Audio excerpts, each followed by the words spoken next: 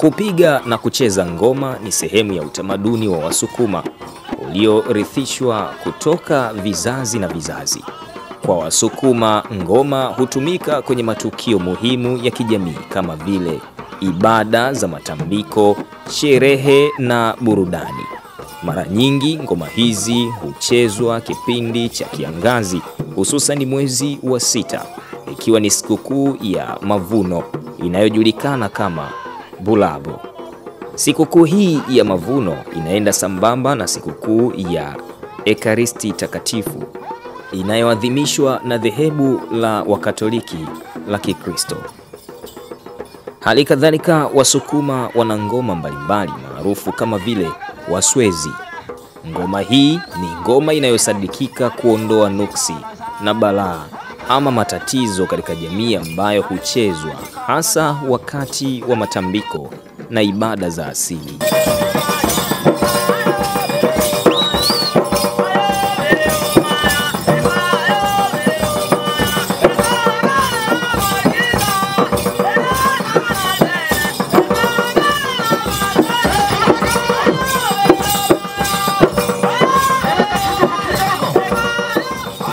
Vile ngoma za Wagalu na Wagika, ambayo huchezwa kwa ushindani wa pande mbili na mshindi hupatikana kwa ujazo wa wingi wa mashabiki au watu. Lakini pia ngoma ya Wagoyangi. Hii ni ngoma ya hatari, huchezwa kwa kutumia nyoka. Ukipenda unaweza kuiita ngoma ya majoka. Ngoma hii maarufu inayopendwa sana huogofya, lakini pia hushangaza, na hivyo imejipatia umaarufu mkubwa katika mikoa ya kanda ya Ziwa na kwingineko nchini Tanzania. Lakini pia zipo ngoma nyingi tu za kuvutia na kusisimua.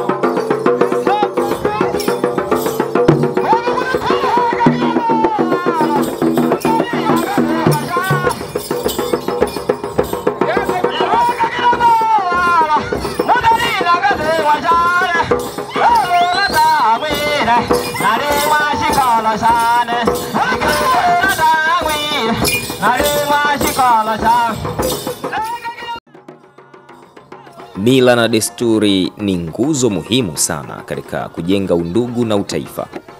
Taifa lisilokuwa na mila na desturi ni taifa mfu. Usipoijua historia yako vizuri, huwezi kujua unakoelekea. Kama ilivyo kwa Wasukuma na makabila mengine katika jamii yetu, ni dhahiri kwamba Tanzania ni nchi iliyojaliwa kuwa na makabila mengi yanayoendelea kudumisha mila na desturi nzuri. Tunapolizungumzia taifa letu la Tanzania, ni ufahari ulioje, kwani taifa hili limekidhi vigezo vyote vya mila na desturi zake. Kama Watanzania tunayo historia yetu, mila na desturi na tamaduni zetu. Hizo ndiyo miongozo inayofanya leo hii tujivunie taifa letu lenye amani na upendo. Shime kwetu sote kulilinda kwa gharama zozote zile, kwani hili taifa ni letu sote, kwa vizazi vya sasa na vizazi vijavyo. Pamoja na maendeleo, uingiliano wa mila na tamaduni za kigeni, hatuna budi kuendelea kuenzi Utanzania wetu ambao ndio hasa unaotutambulisha na kututofautisha sisi na mataifa mengine. Ikumbukwe kwamba mkataa kwao ni mtumwa.